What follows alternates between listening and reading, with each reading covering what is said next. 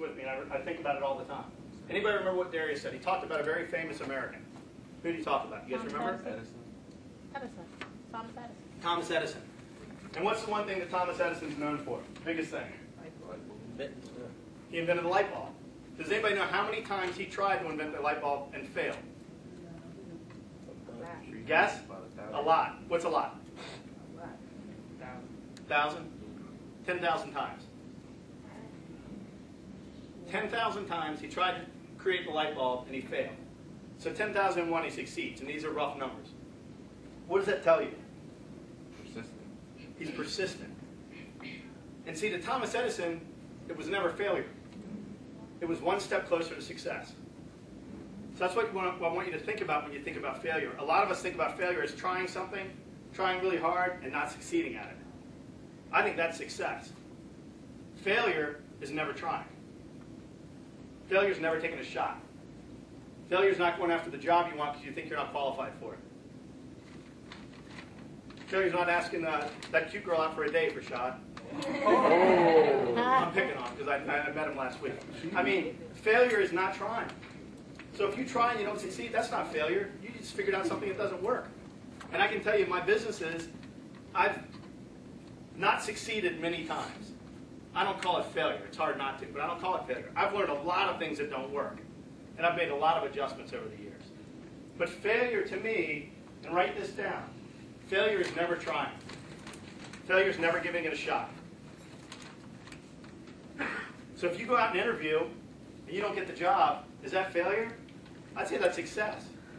And you've just done an interview, learned a couple things that didn't work, realized some of the questions they asked you, remember them next time, learn your response, and go back and try it again. And here's the other way to overcome failure. We'll talk about this a little bit later. Continually trying. It's called practice. It's called practice. How many people here played sports growing up? What sport did you play? Basketball. First time you ever picked up a basketball, could you make it in the hoop and dribble around people? So did you quit? You kept trying because you like basketball, right? Anybody else? Who in here has played another sport? Yes. I played soccer. Played soccer. Did you know anything about soccer when you started? And the first time you went out to practice, did you quit? No, I was about to, but I didn't. But you didn't, right? Yeah. I did try softball for one day and I quit.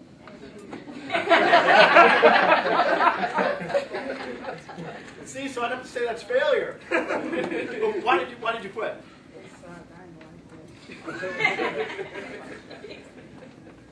If you're in an interview and they say, why aren't you at that job anymore? Don't say because it sucked. Because it won't be a good response. Just something to think about. Because what you have to remember every time you're talking, when you're talking to me right now, it's like an interview. When you're talking to people at home, it's like an interview.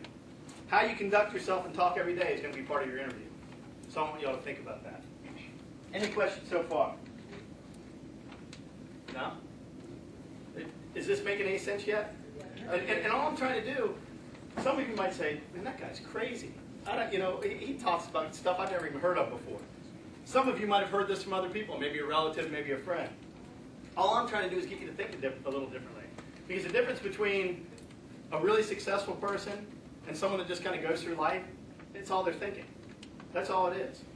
Now, there's people that have mental and physical challenges. I'm not talking about that. I'm talking about us that have been out in the world, and we have the opportunity to do all kinds of different things.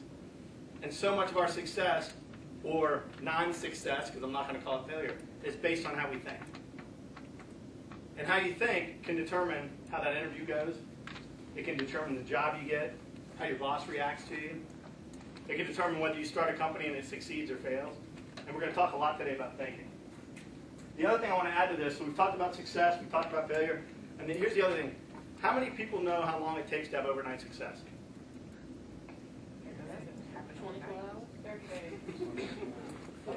I would say overnight success takes 5 to 10 years, and sometimes longer. And here's why I say that. Everybody heard of a company called Walmart? Yep. Yeah. When was Walmart started? 80s. Tell me your name. Reginald. Reginald, 1995. Anybody else want to give it a shot? 1974. 76. Okay. 81. Check my facts. It was 1946. 45, 46. Sam Walton was about my age. He was about 40, 41 years old. He started a little company called Walmart. He had a store that was probably not as big as this floor. And for the first 5 years, guess how many stores he had after 5 years? The same one. One store.